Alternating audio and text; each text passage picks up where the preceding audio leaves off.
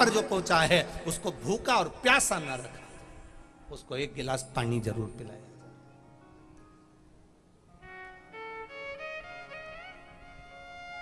भजन करो, स्मरण करो।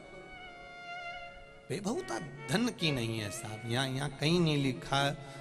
किसी पुराण में एक जगह पर भी वेद व्यास जी ने नहीं लिखा कि यहाँ करोड़ों का दान करना, कि संपदा करना, कि तुम दौलत बनाना, कि धन देना, कि सत्ता देना, कि वैभव देना। वेद व्यास जी ने पूरी पुराणों में एक चीज जरूर लिखी है कि कहीं अगर पानी नहीं हो तो कहीं कुआं खुदवा देना, कहीं अगर फुलवारी ना हो तो फूल का बगीचा लगा देना, कहीं फल वाले वृक्ष ना हो तो फल वाले वृक्ष लगा देना, कहीं अगर धूप पड़ रही हो तो उनको ठहरने के लिए कहीं छांव करा देना। ये वेद व्यास जी ने नहीं लिखा कि यहां पर तुम्हें इतना धन देना है या दौलत देना है, सत्ता देना है, वैभव देना है, पैसा देना है। ये वेद व्यास जी नहीं लिख रहा है। वेद व्यास जी लिख रहे हैं कि किसी प्यासे को पानी पिला दो, किसी भूखे को भोजन करा दो, इससे बढ़कर कोई सुख नहीं संसार का।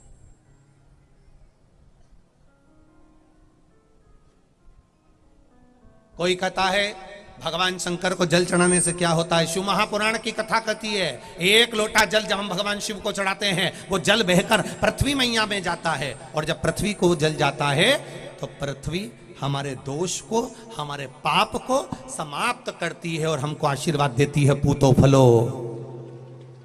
पृथ्वी हमको आशीर्वाद देती है, भूमि वसुंधरा हमको आशीर्वाद देती है कि पूतो फलो।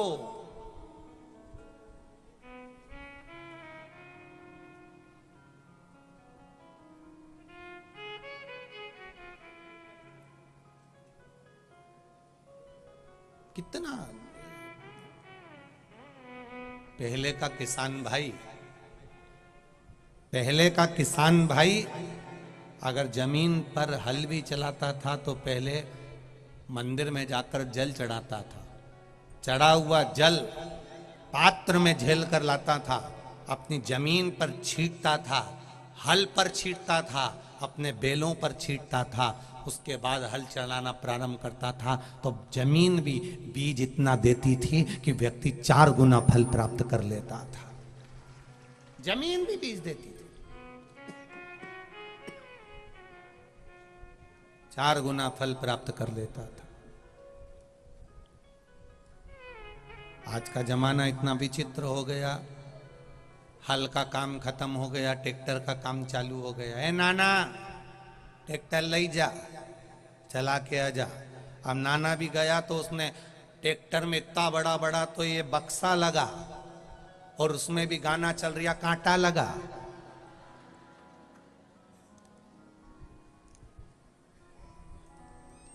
झूठ बोल रहे क्या, सत्य बताना हुआ सही है कि गलत है।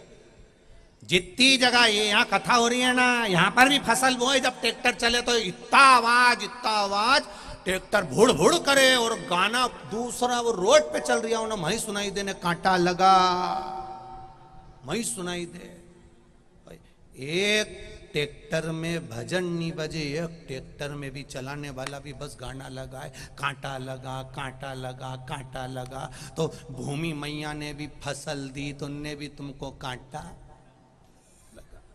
उन्हें भी कह दिया बीज तो खड़ा होगा, फसल तैयार होगी, बोते बोते भोजन करते करते भजन करोगे तो अन्न जो अंदर गया है वो भी आपको पुण्यमय बना देगा। भोजन बनाते बनाते भजन करोगे तो रोटी सब्जी भी तुमको पुण्य दे जाएगी। जमीन बोते हुए, जमीन में बीज डालते समय, जमीन में हल चलाते समय भजन करोगे तो जमीन भी फल दे देगी। और मालूम पड़ा तुमने कांटा लगा और स्पीकर चल रहा, ट्रैक्टर चल रहा और चलते चलते चलते चलते जमीन में तुमने बीज तो बो दिया।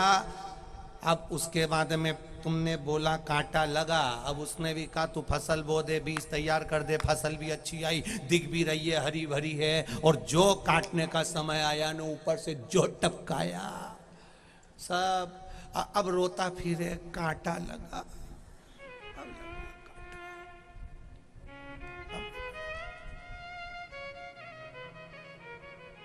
और तू अगर भजन गाते गाते एक बार प्रयास करना, एक बार प्रैक्टिकल करके देखना, कहीं सीवर वाला महाराज झूठ तो नहीं बोल रहा। प्रैक्टिकल करके जरूर देखना कि फसल बोते बोते, जमीन में हल चलाते चलाते, बखर चलाते चलाते, जमीन में बीज बोते बोते, एक बार ट्रैक्टर में भजन चला कर देखना। भजन चलाओ, श्री शिवाय नमस्तुभ्यं। राम राम राम सीता राम, हरे कृष्ण हरे राम। एक बार ट्रैक्टर में भजन चला के फिर बीज बो कर देखना, ऊपर वाला सब दूर पानी बरसाएगा और फसल तेरी बिगड़ने नहीं देगा, ऐसी फसल देगा कि आनंद कर जाएगा। आनंद वो महाराष्ट्र की संत कंडे बनाती भजन करते करते, कंडा बना रही है भजन करते करते, रख दिया। पड़ोसी बड़ा जलता था। अच्छा, जलने वालों की भी बड़ी विचित्र बात है, वो संतों से भी जलते हैं। अब इनसे जलकर क्या करोगे संतों से, पर उससे भी जला। ये कंडा बना के रखी, इसने पूरे कंडे की चोरी कर ली।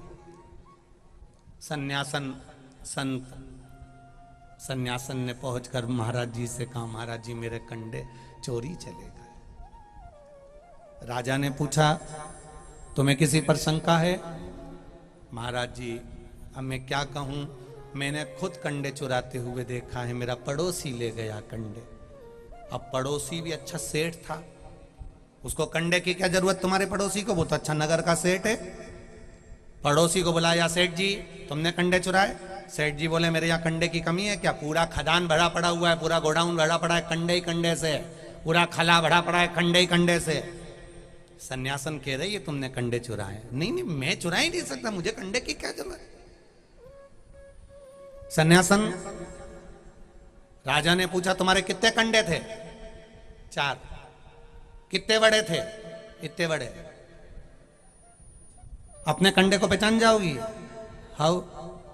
अब सेठ जी भी इतना चतुर था, उसने सन्यासन जितने बड़े कंडे बनाती थी, उसने उतने ही बड़े कंडे बनवाकर पूरा खला भर रखा था। अब वो 4 कंडे सन्यासन पहचाने तो पहचाने कैसे? राजा ने कहा, चलो सेठ जी गाड़ी में भरकर पूरे कंडे लेकर राजभवन में आइए, सन्यासन कंडे पहचान, तेरा कंडा कौन सा है? सन्यासन ने देखा कंडे पहचान में नहीं आ रहे, एक जैसे कंडे लग रहे थे। सन्यासन को लगा मैं कंडा बनाती थी गोबर का तो भजन गाती थी। सन्यासन ने एक एक कंडे को कान से लगाया, फेंकती जाए, कान से लगाया, फेंकती जाए, कान से लगाया, उठाकर इधर रख लिया, फिर फेंका, फिर फेंका। 4 कंडे सन्यासन ने उठाकर बाजू में रख लिए। राजा ने पूछा, तुमने अपने कंडे पहचान लिए? आओ ये रखे 4 कंडे, तुम कैसे कह सकती हो कि 4 कंडे तुम्हारे हैं? सन्यासन ने कहा, मैं कंडे बनाते बनाते भजन करती थी, मेरे कंडे में भी राम नाम और कृष्ण नाम की आवाज आ रही है। आप सुन सकते हो। कंडा राजा के हाथ में आया और राजा ने कंडे को जब कान से लगाया तो उसमें आवाज आ रही थी, विठ्ठल पांडुरंगा विठ्ठल, पांडुरंगा विठ्ठल, श्री हरि विठ्ठल, विठ्ठल विठ्ठल, नारायण नारायण। कंडे में से आवाज आ रही थी। राजा ने उस सन्यासन के चरण पकड़ लिए, तेरी भक्ति बड़ी अविरल है, जो कंडे में भी राम नाम और कृष्ण नाम की आवाज आ जाए। वो भक्ति कितनी प्रबल होगी, वो भजन कितना प्रबल होगा।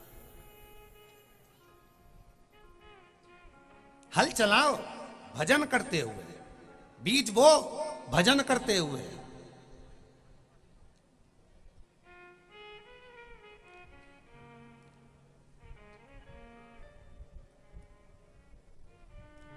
उनके बुला लाओ, वो पानी बहुत अच्छा जांचता है।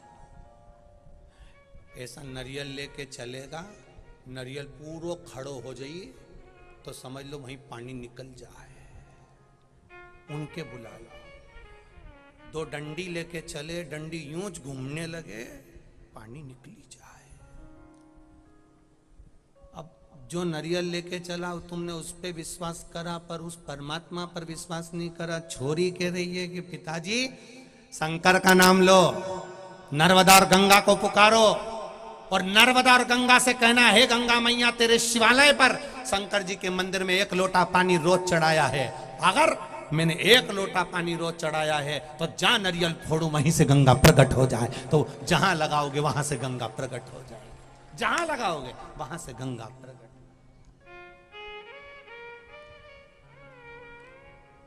भजन करेगा तो बड़ा ही सुख पाएगा, भजन से ही आत्मा का मैल धुल जाएगा। अरे मुक्ति का कोई तू जतन कर ले रोज थोड़ा थोड़ा शिव का भजन कर ले। करो भगवान का भजन करो, भक्ति करो, स्मरण करो, कीर्तन करो, मंत्र जाओ, करोगे मिले।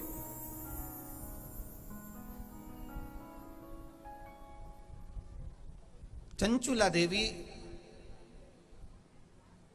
इस जन्म में भजन नहीं कर पाई थी, पर पूर्व के भजन का सुख था, इसलिए काशी में चली गई।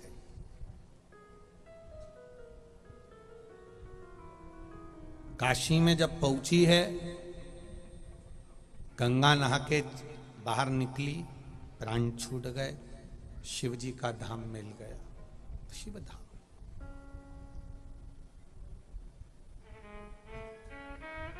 कोई पुण्य था चंचुला देवी का, इसलिए काशी में पहुंच गई।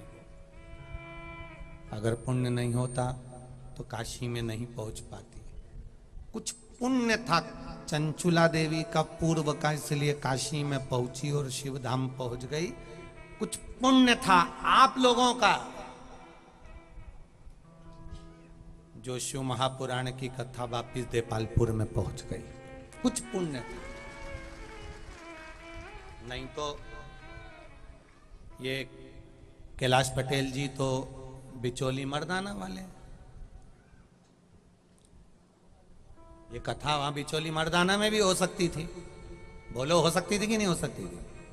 बिचौली मर्दाना में भी ये कथा हो सकती थी। पर आप लोगों को धन्यवाद देना चाहिए कैलाश पटेल जी को कि धन्य है साहब, आप भगवान नारायण की इस भूमि पर शिव महापुराण की कथा को दूसरी बार लेकर आ गए। ये भगवान की कृपा है। साधुता, धन्यवाद दो, धन्यवाद है। भजन में चित्त लगा। कोई कुछ कहेगा, कोई कुछ कहेगा, कोई कुछ कहेगा, कोई कुछ कहेगा। कथा का दूसरा दिन हो जाएगा, 5 दिन बचेंगे, धीरे धीरे निकल जाएंगे, कथा अपनी जगह चली जाएगी, तुम अपनी जगह चले जाओगे। लोग निंदा करने वाले तुम्हें रोकते रह जाएंगे। क्या करोगे जाके? गर्मी पड़ रही है, बहुत दूर गाड़ी रुक रही है, क्या करोगे जाके? क्या करोगे जाके? लोग तुम्हें भड़काएंगे, शिव तत्व तक जाने नहीं देंगे। समझ लेना, ना जाने कौन से पाप मेरे सामने आकर खड़े हो गए, इसलिए मैं एक दिन कथा में नहीं जा पाई। ना जाने कौन सा पाप था मेरा, इतना प्रबल हो गया कि मैं भजन नहीं कर पाई। निंदा में लग गई, अपशब्द कहने लगे, आड़ा टेढ़ा कहने लगे। ये कौन सा पाप मेरा प्रबल हो गया जो मैं अपशब्दों में लग गया?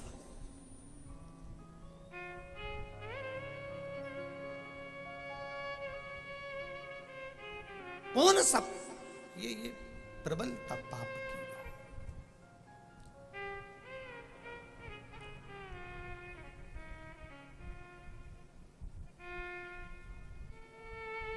पुण्यता के भावों में भगवान की कथा का रस तत्व ग्रहण करें।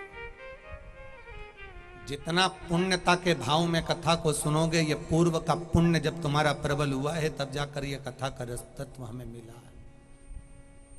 कितने जन्म लेते हैं, कितने मर जाते हैं, कितने आते हैं और कितने चले जाते हैं। कोई राम जपा नहीं जपा, कोई मरा, अपने ये सब जाना है। भजन नहीं करोगे तो भी मरोगे, और भजन करोगे तो भी मरोगे।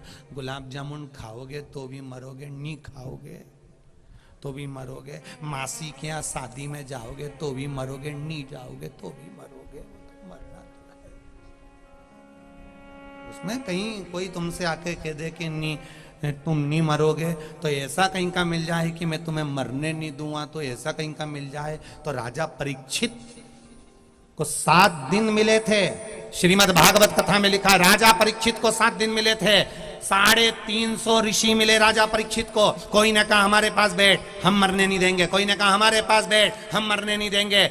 दिन निकलते चले गए, 7 दिन बचे थे। राजा गुरु सुखदेव जी महाराज के पास में जाकर बैठ गया, मुझे 7 दिन मिले हैं। राजा ने कहा मरने से कोई नहीं रोक सकता, तू मरेगा जरूर, पर इतना विश्वास रखना, अगर तूने कथा सुन ली तो सांप भी डसेगा तो तुझे भय नहीं होगा। राजा ने कहा बस अब पक्का हो गया कि मरना तो पड़ेगा। 7 ताले में बंद हो जाओ तो मरोगे, कहीं जाओ तो मरोगे, ना जाओ तो मरोगे, रोटी खाओ तो मरोगे, नी खाओ तो मरोगे, डेंटिंग पेंटिंग करो तो मरोगे, नी करो तो मरोगे।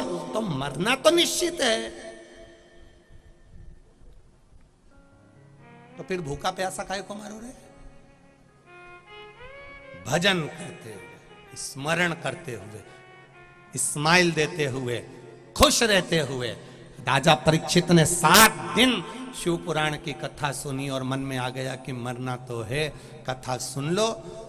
रोम रोम में अगर भगवान समा गया, सांप डसेगा, उसका काम है डसने का, काल आएगा उठाएगा, उसका काम है आने का। अपन अपने भजन में लीन रहो, तैयारी पूरी रखो, लिफाफे में 500 का नोट धर के रखो।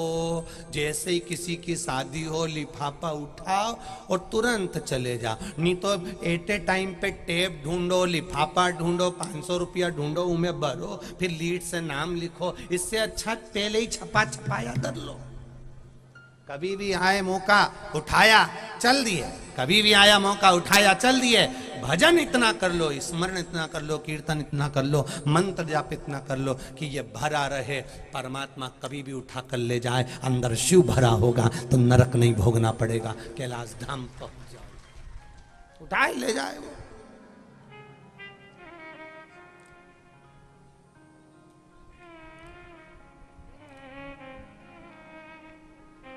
शिव कथा कह रहे हैं।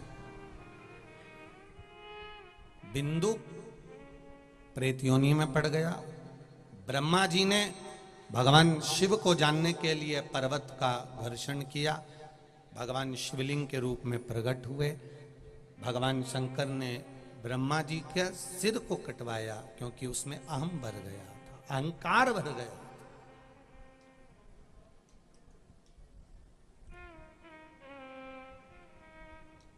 अभिमान भरा हुआ है उसमें, अभिमान। आया समय, सृष्टि की रचना का कार्य ब्रह्मा, भगवान विष्णु और शिव जी ने अपने पास में रखा। ब्रह्मा जी से कहा कि आप सृष्टि की रचना करो, भगवान विष्णु से कहा कि आप इस रचना का क्रम तैयार करें, और शिव जी ने कहा मेरा काम है संहार करना, जनमानस का कल्याण करना, वो मैं करूं, आप करो। रचना करना प्रारंभ किया। अब सबसे पहले शिवजी ने अपना अर्धनारीश्वर स्वरूप का दर्शन दिया। देखिए, माता प्रसूति शिव महापुराण की कथा चल रही है, उसी कथा पर अपन पहुंच रहे हैं, उसी कथा पर।